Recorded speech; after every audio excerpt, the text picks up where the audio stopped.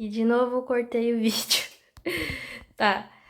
Esses mediadores de funções parácrinas, por exemplo, já que os parácrinas, esse tipo de sinalização local do corpo que é diferente, né, da endócrina, que não viaja pelo sangue, ele faz esses mediadores, esses sinalizadores parácrinos na vizinhança, permitindo que as células vizinhas se comuniquem rapidamente com elas, os mediadores e suas funções. Nas prostaglandinas, que foi um exemplo que eu dei, são derivadas de lipídios, são os mensageiros da dor e da inflamação. Prostaglandinas são mensageiros que vão emitir dor e processo inflamatório. Em caso, né, que isso tenha que acontecer. Derivadas dos lipídios, elas causam vasodilatação e sensibilizam os receptores de dor. As citocinas são proteínas que coordenam a resposta imune, elas recrutam glóbulos brancos para a localização de invasão ou lesão. Citocinas é um tipo de mediador, um tipo de mensageiro que vai encontrar receptores das células vizinhas para desencadear respostas intracelulares da mesma forma que as prostaglandinas vão encontrar esses receptores e vão coordenar dentro disso, elas vão recrutar, então, essas células aqui vão recrutar glóbulos brancos para o local da invasão ou lesão. Fatores de crescimento vão acontecer da mesma forma, proteínas que dizem as células que para se dividirem essencialmente na cicatrização e no crescimento tecidual. O óxido nítrico, que é um gás que relaxa os vasos sanguíneos, que faz a vasodilatação, ajudando no controle do fluxo sanguíneo local, vai acontecer da mesma forma. A histamina, que é liberada principalmente por mastócitos. A estrela das reações alérgicas e da inflamação inicial, aumentando a permeabilidade dos vasos, da mesma forma. Então, isso é vital. A comunicação parácrina é vital no processo de inflamação, porque é o primeiro sinal de alerta. A histamina e as prostaglandinas aumentam o fluxo de sangue que permitem que as células de defesa cheguem ao tecido. A cicatrização e o crescimento, porque os fatores de crescimento vão estimular os fibroblastos e produzir colágeno para fechar feridas. A angiogênese, que é a criação de novos tecidos sanguíneos, que vai estimular por fatores de crescimento. Quando estou recuperando o tecido lá, fazendo o meu tecido conjuntivo lá, eu preciso que ele seja... que tenha a criação de novos vasos sanguíneos nesse tecido que foi recuperado. Então, eu tenho a angiogênese, que também é estimulada pelas células vizinhas por uma comunicação parácrina. Toda a resposta imune das citocinas que permitem as células de defesa conversarem entre si para decidir a melhor estratégia contra um patógeno, também por comunicação parácrina. Então, tudo isso. Aí a gente surge para a comunicação neural. Tá? A comunicação neural é uma forma especializada e extremamente rápida. Diferente da comunicação endócrina, que é lenta e tem uma ação prolongada, tá? A comunicação neural, ela é rápida, tá? De comunicação celular, rápida. Porque é óbvio, né? A comunicação e a velocidade dos neurônios é absurda. Nesse caso, possui duas naturezas. Pode ser desencadeada por um impulso elétrico ou químico. Vamos por etapas. Primeiro, né, a gente sabe que quando tem uma célula de um tecido, tem uma proteína canal lá dependente de ligante. Ela vai identificar esse ligante, que tem uma carga, vamos dizer que a carga desse ligante é negativa. Ela vai fazer com que entre. Entrou mais, entrou mais, entrou mais, entrou mais, entrou mais, entrou mais, entrou mais, entrou mais, entrou mais. Aqui que era menos 70, foi chegando, vamos chegando. Hipoteticamente, digamos que o linear disso aqui, tá? Dessa célula aqui é menos 100, para que os canais dependentes de voltagem se abram, que estão aqui. Chegou no menos 100. Entrou tanto dessa substância que mudou a polaridade da célula, e aí chegou ao linear de voltagem, que era menos 100. Os canais dependentes de voltagem se abrem, tá? Em cadeia, um seguido do outro, tá? que ocorre a abertura dos canais de sódio, tá? Dependentes de voltagem, e ocorre a despolarização da membrana, porque começa a entrar mais, tá? Beleza. Então, primeiro vai acontecer um estímulo que altera o potencial de membrana do neurônio, tá? Digamos aqui que aqui estão os canais dependentes de voltagem, os canais de sódio dependentes de voltagem. Então, vai acontecer a geração de um potencial de ação na comunicação neural, tá? O estímulo altera o potencial da membrana, altera o potencial de membrana do neurônio, tá? Quando esse linear vai ser atingido, depois que o dependente de ligante colocou para dentro do neurônio o suficiente de substância para que mude o potencial de ação, que mude a carga elétrica do neurônio, aí que esses carinhas aqui vão se abrir, os canais de sódio dependentes de voltagem, tá? Ocorre a despolarização da membrana do neurônio, tá? E aí isso gera um potencial de ação. E aí vai acontecer a propagação do potencial de ação. O potencial vai se propagar ao longo do axônio. Eu tô desenhando bem pequenininho, mas um axônio ele pode ter metros, tá? Metros ao longo do teu corpo, que são os teus próprios nervos. Quando o potencial chega ao terminal do axônio, que é isso aqui, tá? Ele abre canais de sódio dependente de voltagem, né? Então tá, esse impulso vai, potencial de ação que foi desencadeado pela abertura dos canais de sódio dependente de voltagem, vai desencadear em forma de condução elétrica pelo axônio. Esse potencial, essa condução elétrica vai chegar ao terminal do axônio. Quando o potencial chega ao terminal do axônio, abre canais de cálcio dependente de voltagem e o cálcio vai entrar no terminal. Entrou no terminal. E aí, quando o cálcio entrou no terminal, o terminal vai fazer a liberação de neurotransmissores na fenda sináptica. Esse pedacinho aqui, terminal do axônio, é a fenda sináptica. Exemplo, pode ser um neurotransmissor do tipo acetilcolina, que vai estar jogando acetilcolina em cima da nossa fibra muscular, em cima de receptores de acetilcolina na nossa fibra muscular. Pode ser glutamato, pode ser um neurotransmissor GABA, pode ser dopamina, pode ser serotonina, enfim, o neurotransmissor mais comum é o muscular que a gente vai estudar. E aí, né, seja qual for a célula que vai estar recebendo esse neurotransmissor, vão ter receptores. Os neurotransmissores vão se ligar a receptores da minha célula-alvo, seja ela qual for, tá? Beleza. Não, ele é amarelinho, né? Desenho ele amarelinho. Esse receptor pode ser esse carinha aqui, ó, esse carinha que eu tô desenhando aqui. Ele pode ser ionotrópicos ou metabotrópicos. Isso gera uma resposta elétrica ou metabólica.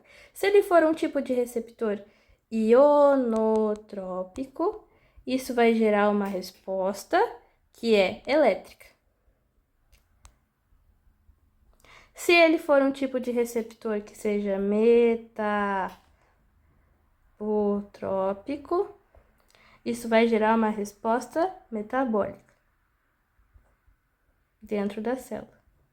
Ok, então os principais mensageiros. Os mensageiros químicos são divididos em classes bioquímicas. Existem hormônios peptídicos que são formados de cadeias de aminoácidos, insulina, glucagon, ACTG, ACTH, por exemplo, que são hidrofílicos, não atravessam a membrana, atuam em receptores de membrana. Podem ser hormônios esteroides, que são derivados do colesterol, como cortisol, aldosterona, estrógeno, testosterona. São lipossolúveis, atuam na membrana celular, atuam de receptores intracelulares. Podem ser aminas, que são derivados de aminoácidos, adrenalina, noradrenalina, dopamina, tiroxina, tá? Beleza, esses são os possíveis neurotransmissores. Aí vão ter tipos de receptores celulares. Os receptores são proteínas, tá? Esses carinhas aqui, que eu desenho como se fosse um garfinho, eles são proteínas, tá? Eles se reconhecem que reconhecem e se ligam aos mensageiros químicos, e eles podem estar em dois lugares. Eles podem estar ou aqui esperando, tá, o neurotransmissor, ou seja, propriamente o mensageiro, podem estar aqui na membrana, ou eles podem estar lá dentro da célula, esperando que o mensageiro tenha que atravessar a membrana lipossolúvel, tá, quer dizer, a membrana lipopoteica, e entre dentro da célula para que aconteça essa resposta. Então, os receptores que estão na membrana, tá? Ele vai acontecer da seguinte forma: o ligante se liga ao receptor, o receptor vai ativar essa proteína G, tá?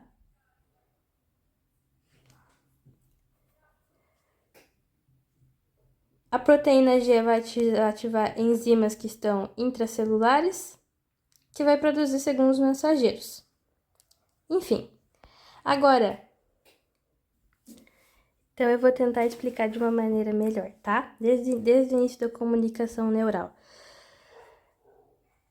Ele é utilizado pelo sistema nervoso para transmitir informações com extrema rapidez. Isso a gente já viu, né? Extrema rapidez, é rápido.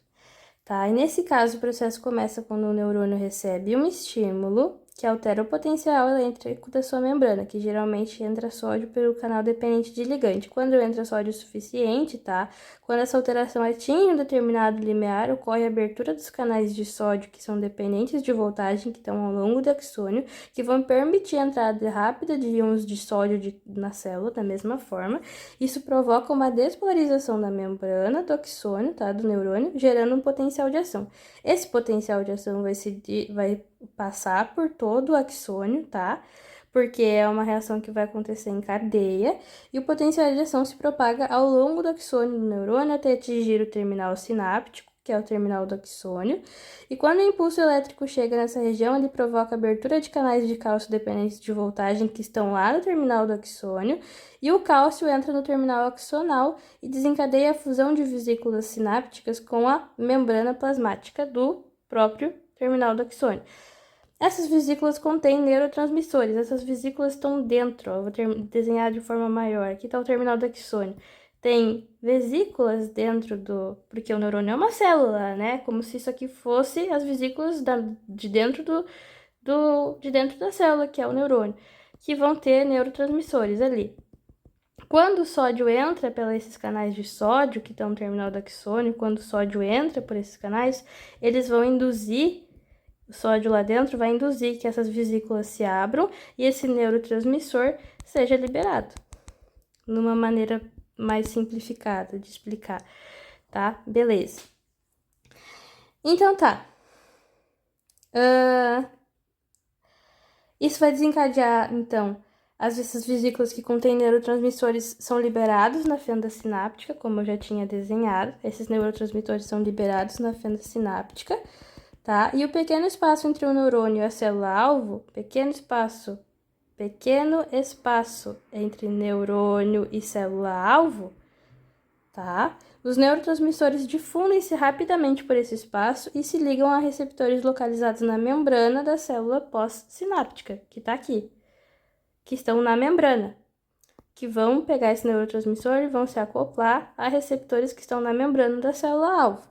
Dependendo do tipo de receptor que está lá, a célula-alvo pode sofrer uma alteração imediata em seu potencial elétrico, né? Porque o neurotransmissor entrando vai sofrer uma alteração imediata no seu potencial elétrico, ou iniciar uma cascata de reações bioquímicas intracelulares. Por que cascata? Porque esse receptor pode mandar com que a célula faça diversas outras funções dentro dela, tá?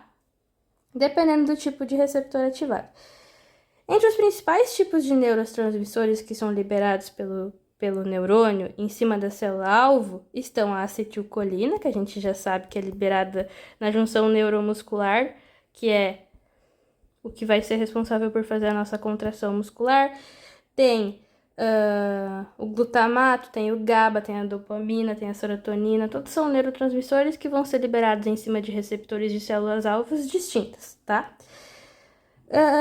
Assim, a comunicação neural vai combinar uma condução elétrica ao longo do neurônio e a transmissão química nas sinapses. Sinapse é justamente o fato sinapse é justamente o fato do terminal axonal liberar um neurotransmissor em cima de uma célula-alvo e esse neurotransmissor encontrar o receptor. Isso é uma sinapse, beleza? Isso é sinapse.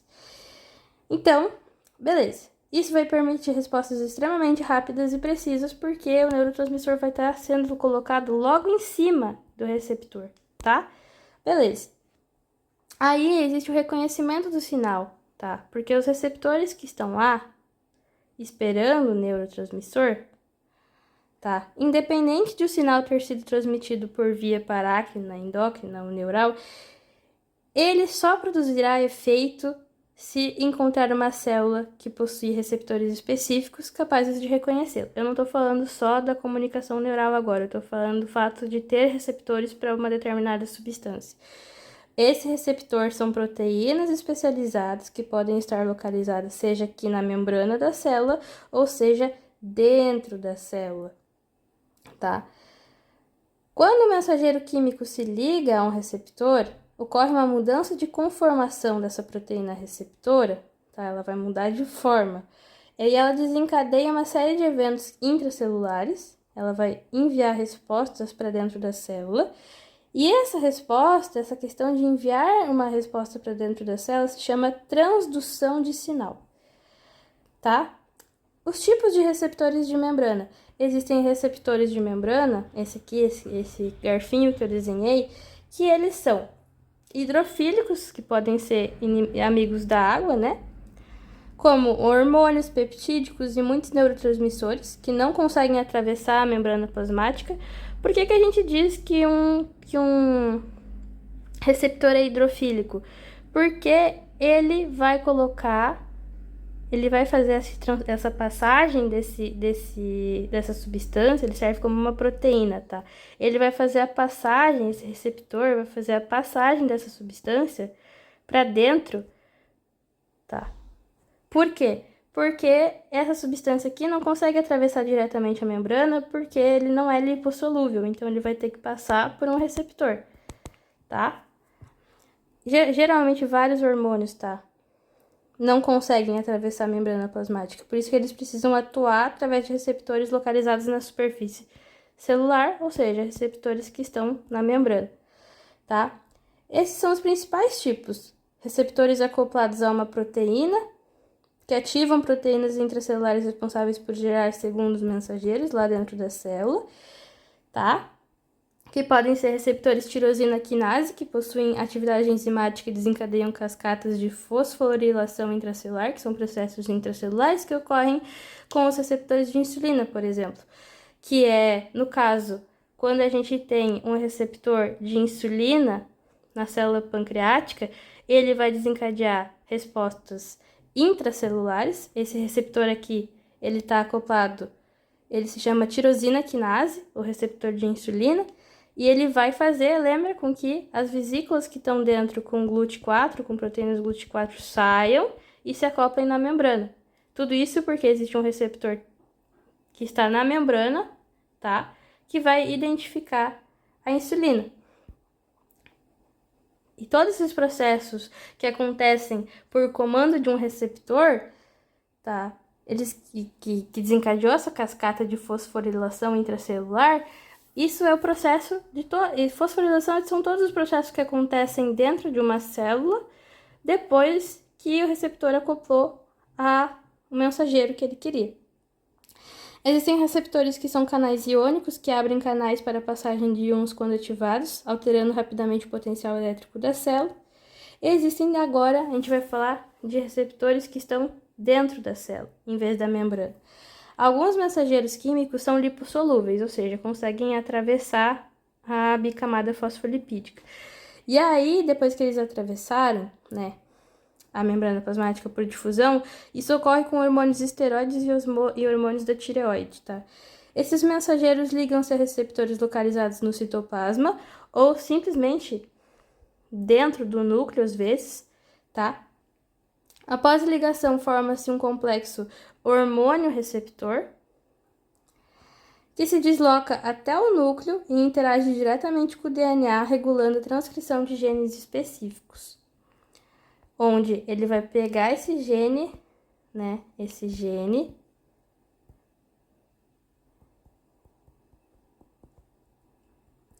tá? Para fazer a transcrição logo depois. Esse tipo de mecanismo costuma produzir respostas mais lentas, porém mais duradouras, pois envolve alteração da expressão gênica e na síntese de proteínas. Então, o resultado final da comunicação celular é que, após a ativação de receptores das vias de sinalização intracelular, a célula-alvo pode finalmente produzir uma resposta fisiológica. Essa resposta pode incluir ativação ou inibição de enzimas metabólicas, abertura ou fechamento de canais iônicos, pode fazer a secreção de substâncias, a proliferação celular, a diferenciação celular, a contração muscular ou até a alteração de expressões gênicas, que acontece geralmente quando os nossos receptores para determinados hormônios estão dentro do nosso núcleo da célula. Dessa forma, a comunicação celular permite que bilhões de células do organismo humano atuem de maneira coordenada e integrada, garantindo a manutenção da homeostasia e a adaptação do corpo às mudanças do ambiente interno e externo. Aí depois, né, que a gente já entendeu os tipos de comunicação parácrina por contato, tipo de comunicação endócrina e neural, a gente vai para um exemplo clínico, que geralmente é utilizado, tá? Praticamente várias vezes é perguntado. A comunicação do óxido nítrico. Ela é mediada pelo óxido nítrico NO, e é um dos exemplos mais interessantes de sinalização do organismo humano, tá? Por quê? Porque ela mostra um tipo de comunicação parácrina extremamente local, que ela é baseada em um gás, tá? O NO, ele que se difunde explicitamente rapidamente entre as células, mas que ao mesmo tempo possui mecanismos fisiológicos que impedem que seu efeito se espalhe pelo corpo inteiro. Como a gente sabe que parácrina é um exemplo de comunicação local, a gente vai ver como é que isso funciona e como é que isso é inibido também, tá? Então, para entender, é necessário acompanhar essa sequência fisiológica desde a produção do NO, passando por sua difusão e ação nas células-alvo, até chegar ao encerramento do sinal, como ocorre, por exemplo, no reflexo da ereção peniana, tá? Então, o óxido nítrico é uma molécula gasosa muito pequena, formada por um átomo de nitrogênio e um de oxigênio. Diferente da maioria dos mensageiros químicos do organismo, ela não é armazenada em vesículas, tá? Ele não é armazenado em vesículas nem secretado.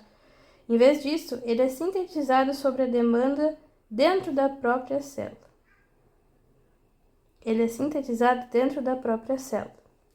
A partir do aminoácido L-arginina, tá? Isso não tem que saber. Mas essa reação é catalisada por uma enzima, tá? E durante essa reação bioquímica, essa enzima é convertida em outra e simultaneamente ocorre a liberação do óxido nítrico por essa célula. Existem diferentes formas dessa enzima no organismo, mas no contexto da regulação vascular e da ereção peniana, tá? Presente nas células endoteliais que revestem os vasos sanguíneos, presente em neurônios, isso significa que o NO pode ser produzido tanto por células do endotélio vascular quanto por neurônios do sistema nervoso autônomo. Uma vez produzido, o óxido nítrico possui uma característica fundamental, que ele é altamente lipossolúvel, ou seja, consegue fazer difusão pelas nossas células. Ele difunde-se facilmente através das membranas celulares. Por isso, ele não precisa de receptores de membrana para entrar na célula. O NO simplesmente atravessa a membrana plasmática e passa pelas células vizinhas. Esse tipo de comunicação é classificado como comunicação parácrina, a gente já sabe, porque o óxido nítrico simplesmente entra, aí tem outra célula aqui, aí ele entra, aí tem outra célula aqui, aí ele entra, ele não precisa de receptor, tá? Porque o sinal atua apenas em células muito próximas da célula que o produziu. Quando o óxido nítrico chega à célula-alvo, que é geralmente uma célula muscular lisa da parede de um vaso sanguíneo, ela ativa uma enzima intracelular. Essa enzima é extremamente importante porque ela converte GTP, tá, em GMP. O que isso significa? Tá? funciona o GMP